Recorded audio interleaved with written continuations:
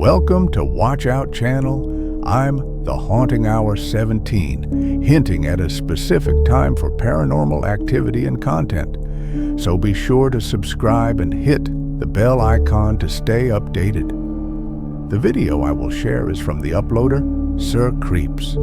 The video, whether they have truth or not, you are the one who will judge what you have seen and what you have been touched by in the videos. Be sure to watch till the end of the video, because there are many more paranormal clips waiting for you at the end. Maraming salamat po, and enjoy scary watching. Ang bidyong ito ay itinag naman sa atin ng isa sa ating mga viewers na si Ronnie, at mula naman ito kay TikTok user Achi. Ayon sa kanyang kwento ay kuha ang bidyong ito taong 2022, alas 8 na ng gabi, habang sila ay nagpa-practice ng kanyang mga kagrupo para sa isang paparating na kompetisyon. Pero mula sa bidyong ito ay may napansin silang kakaiba na nagbigay ng kilabot sa kanila.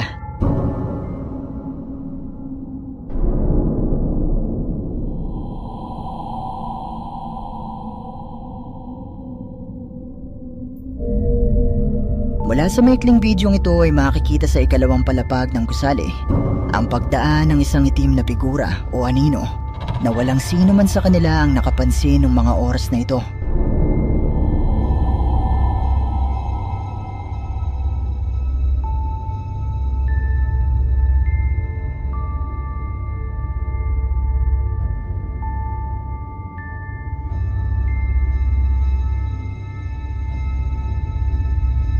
Ayon pa kay Achi ay sila na lamang na mga dancer at trainer ang naroon ng mga oras na ito, at nakapatay na di umano ang mga ilaw sa ikalawang palapag ng gusali, kung kaya naman sa kanilang palagay ay posibleng isang multo ang nakunan nila nung gabing ito.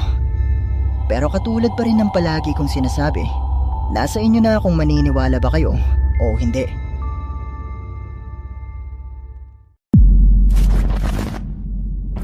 Ang mga bidyong inyong mapapanood ay mula sa TikTok account na Smug Puppy, na pagmamay-ari ng magamang Jamie at Case, na idinudokumento ang kanilang mga nakapangingilabot na karanasan sa loob ng kanilang tahanan na di umano'y ginagambala ng isang entity o demonyo. At ang unang video na inyong mapapanood ay kuha isang araw habang sinusubukan nila ang nabili nilang thermal camera. Set up. Yeah? Yeah. We've got a thermal camera, so this should detect it. Both running. What? Yeah. Sorry, carry on. No, I just keep feeling like a cold breath around my neck, and I really don't like it. Okay. Well, this will capture it. I'm looking at two cameras recording in sync. One's a thermal, and the other one's just like a GoPro. What? I was looking at the other. I was looking at the GoPro. It just happened then. I'm not joking. I'll have to go back. Habang sinusubukan nila ang thermal camera, makikita mula sa likuran ni Case ang paglitaw ng isang itim na figura na hindi makikita sa normal na camera, pero naramdaman din naman ni Case.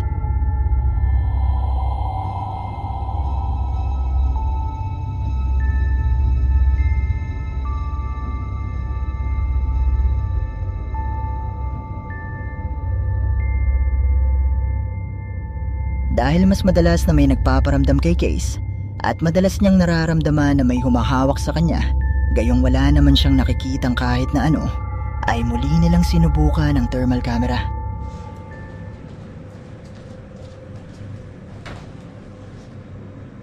Who is it that keeps bothering me?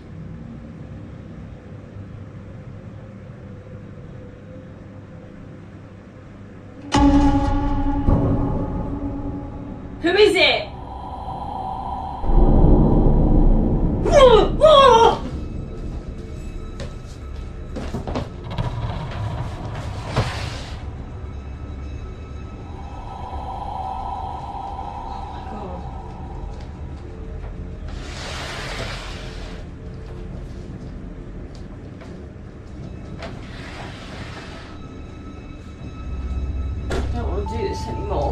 Mula sa videong ito, habang si Case ay nakaupo sa isang upuan, makikita mula sa kuha ng thermal camera ang paglitaw ng mga kamay na ito na animoy may kung ano na nasa kanyang likuran.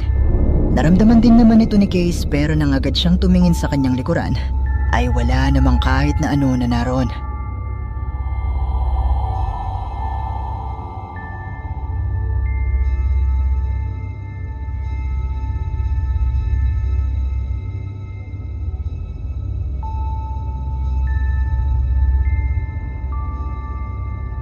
Makalipas ang ilang araw matapos ang pangyayaring ito, muling nakaramdam ng kakaiba si Case sa loob ng bahay at muli niyang sinubukan na mag-record gamit ang kanilang thermal camera. Come on. Show yourself on one of these thermal scans. Too scared, huh? What the hell was that?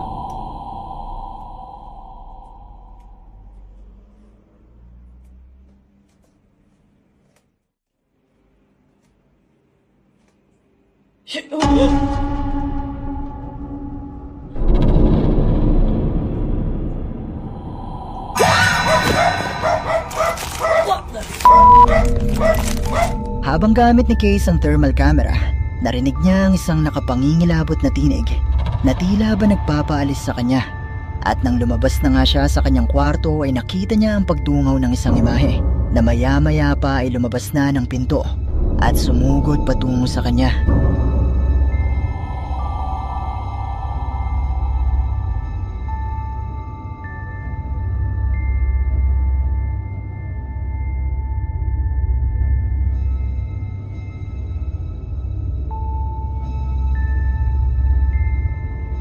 Ayon kay Case, bagamat nagulat siya ay hindi naman siya nasaktan.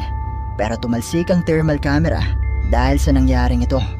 Pero totoo nga kaya ang mga nakunan nila sa bidyong ito? May isang entity o demonyo nga kaya na gumagambala sa kanilang tahanan? Kayo, ano sa palagay nyo? Wait, napansin ko na 80% sa mga viewers ay hindi pa nakasubscribe dito sa ating channel. Kaya naman kung ikaw ay isa sa 80% na ito, iniimbitahan kita na i-hit ang subscribe button at ang notification bell dahil marami pong mga nakakatakot na videos ang paparating. Ang Russian ghost hunter na si Tim Morozov ay kinontak ng isa sa kanyang mga viewers para paimbestigahan ang isang misteryosong bato na nasa kalagitnaan ng isang kagubatan sa Russia. Ayon sa kwento nito ay naglalaman di umano ang bato na ito ng mga kakaibang sulat na sa kanilang palagay ay may kinalaman sa black magic. Dahil ayon sa mga kwento ay nag-iiba ang pakiramdam ng mga taong lumalapit sa bato na ito, na kung minsan pa nga ay nawawala sila sa kanilang sarili at nagagawa nilang saktan ang kanilang mga kasama. At sinubukan ngang magtungo ni Tim sa nasabing gubat para hanapin ang di umano'y misteryosong bato.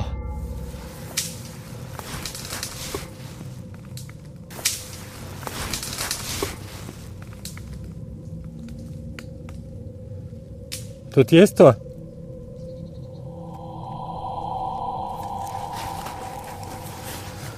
Сейчас. Сзади услышал. Какой-то хруст. Словно сломалась ветка. Но, возможно, это какой-то зверь или птица. Может, кто-то испугался меня. Друзья, в пределах тех координат, которые мне дали, к сожалению, я ничего не нашел. Никакого камня. Друзья, в пределах тех координат, которые мне дали, к сожалению, я ничего не нашел. Никакого камня. Друзья, в пределах тех координат, которые мне дали, к сожалению, я ничего не нашел. Никакого камня. Возможно, что и камня никакого и не было. Это просто выдуманная история.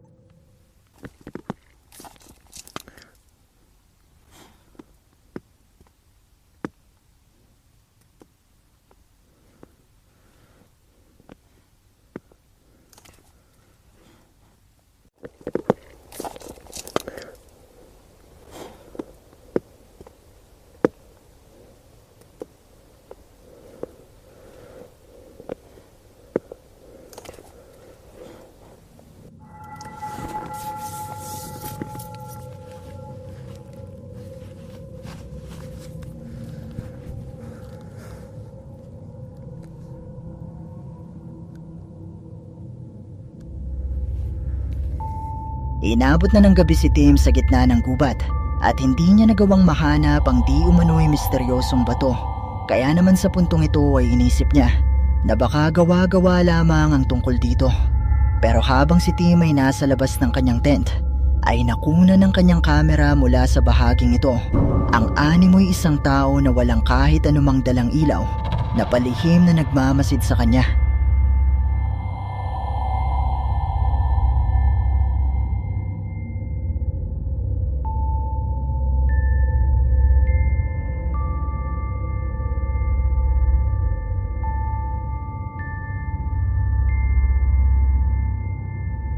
Hindi ito napansin ni Tim nung mga sandaling ito, pero habang siya ay nasa loob na ng kanyang tent, ay nakarinig siya ng mga tunog mula sa labas. Друзья, у меня сейчас была выключена камера, поэтому записать я этого не смог. Но я еще не спал, лежал просто в палатке и услышал женский крик. Кричала женщина.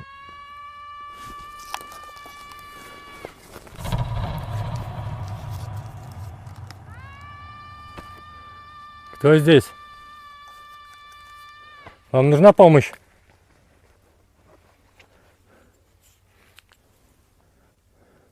Кажется, кричали оттуда.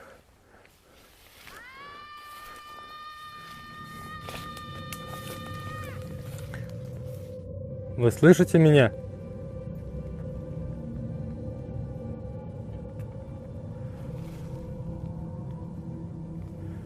Вам нужна помощь? Какая-то ерунда. Никто не отзывается. Тишина. Но я теперь точно не усну после такого крика.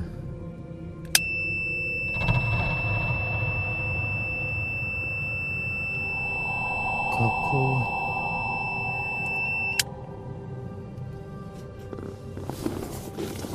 Друзья, прибор, фиксирующий паранормальную активность, подает сигнал.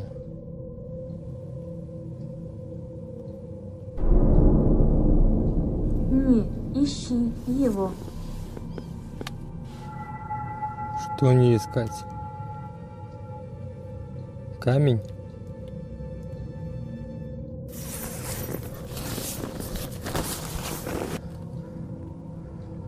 Кто ты? Назовись. Ты слышишь меня? Замолчи.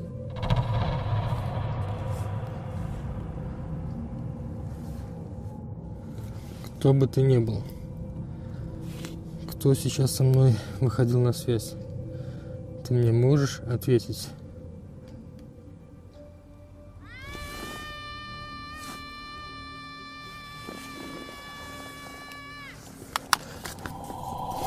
Сиди, тихо.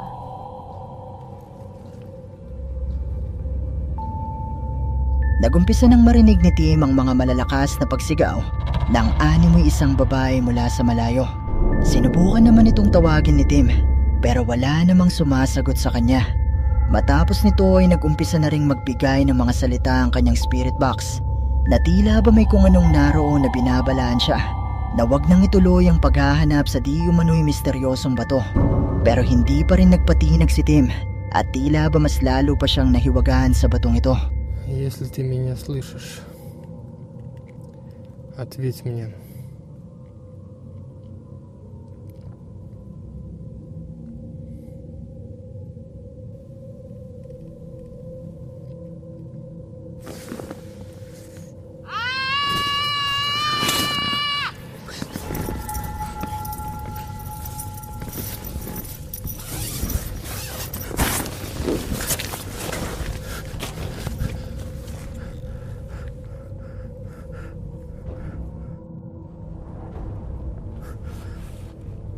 Кто здесь?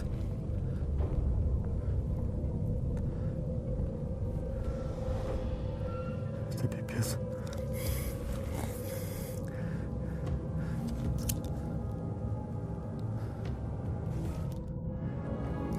Еще женщина кричала очень близко. И я слышал ее шаги.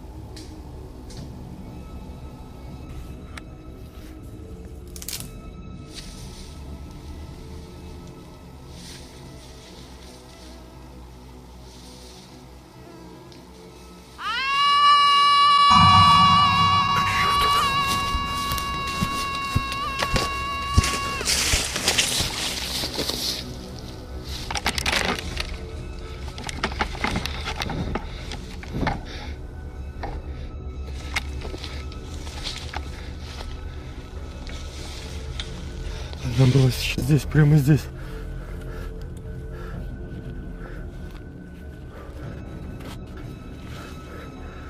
Прямо вот здесь. Раскинула руки и кричала. Что это за ерунда такая? Muling narinig ni Tim ang babaeng sumisigaw at nang gumamit na siya ng thermal camera ay nagawa niyang makita mula rito ang isang imahe ng animoy isang tao na nagmamasid sa kanya mula sa dilim na walang kahit anumang dalang ilaw. At nang muling ang narinig ni Tim ang malakas na pagsigaw ng babae ay muli niya itong nakita sa kanyang thermal camera na ngayon ay mas malapit na sa kanya. Теперь поздно.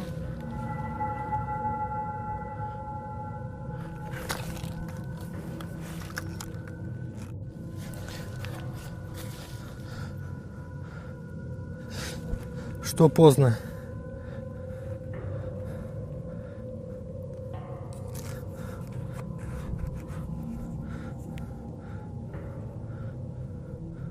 Ты меня не слушал.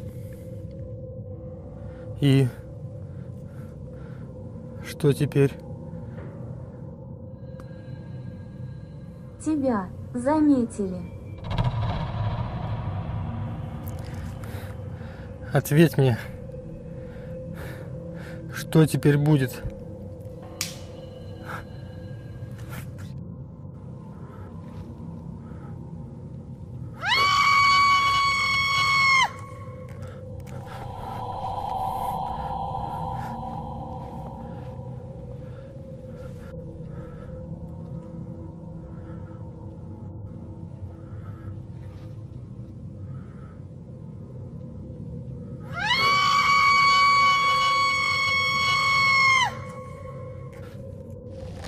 Я спрашиваю, что тебе нужно от меня.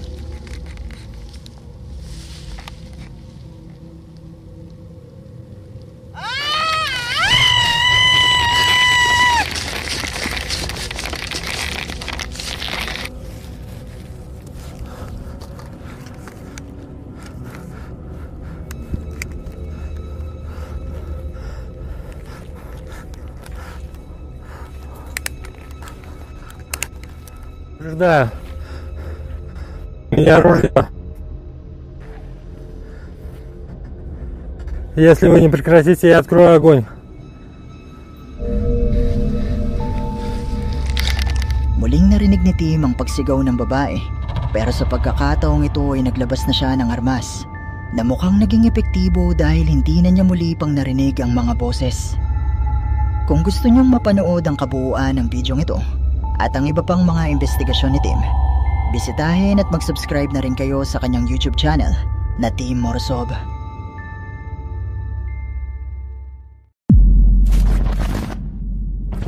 Ang bidyong ito ay itinag naman sa atin ng isa sa ating mga viewers na si Ashura, at mula naman ito kay TikTok user Gian na kalimitang gumagawa lamang ng mga content na may kinalaman sa mga motor. Pero nitong nakaraan ay nagbahagi siya ng isang kakaibang video na kuha isang gabi nang merong mangyari na makapanindig balahibo sa kanilang tahanan.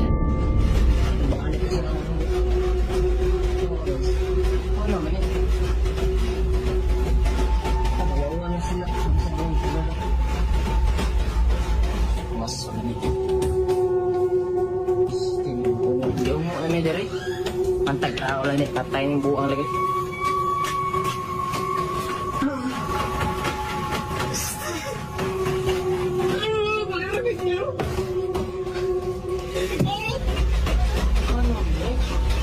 Ay gawas sa to, wait daw. Oh, gawas sa to.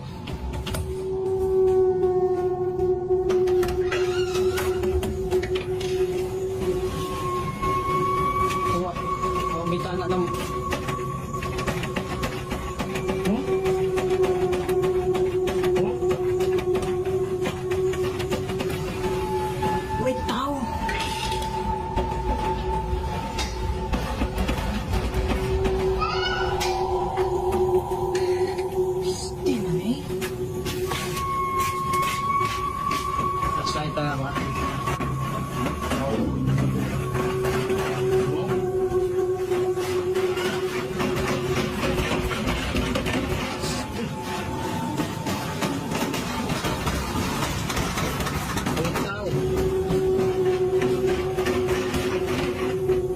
Ang mangyayang ka.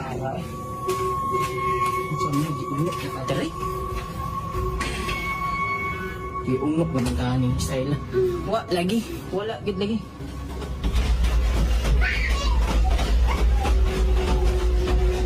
Tawa. Tawa sa ato ah. Tawa sa ako. Huwag gid. Atay maningin.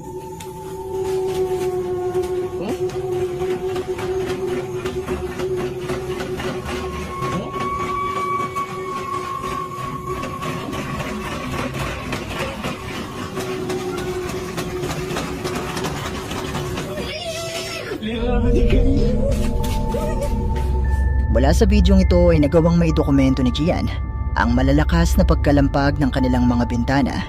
Yun ay kahit hindi naman malakas ang hangin nung gabing ito. At isa pa ay makikita din natin na misteryosong gumagalaw ang mga bintana. Pero sa tuwing siya ay lumalabas para tignan ang mga ito, ay wala namang kahit na ano na naroon.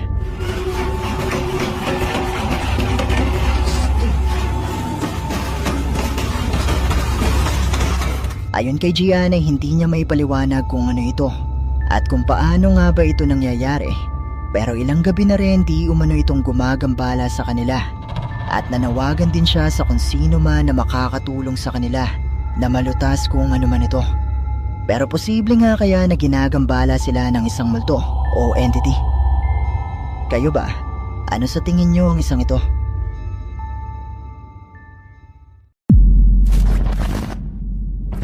Ang bidyong ito ay ipinadala naman sa atin ng isa sa ating mga viewers na si Claire Harthart at kuha naman di umano ang bidyong ito isang araw habang siya ay gumagawa lamang ng isang simpleng TikTok video sa labas ng kanilang tahanan. Ngunit matapos niya di umanong mapanood ang bidyong ito ay meron siyang napansing kakaiba sa likuran ng kanyang sasakyan.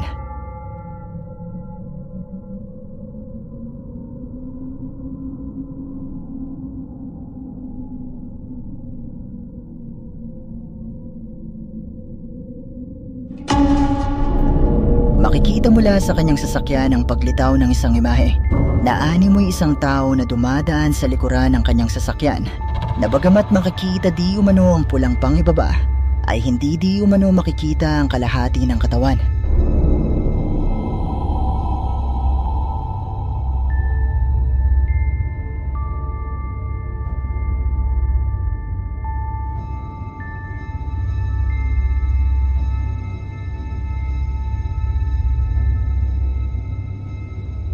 Ayon pa sa ating sender ay wala naman di umanong tao na naroon nung mga oras na kinuhanan niya ang bidyong ito.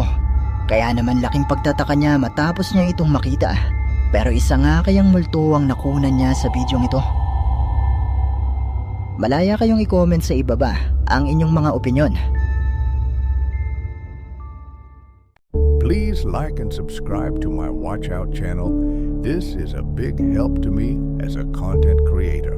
So be sure to subscribe and hit the bell icon to stay updated because I am old, so please, and to give you many scary and horror videos to come. Maraming salamat po and see you again. In my next videos, I'm the Hunting Hour 17.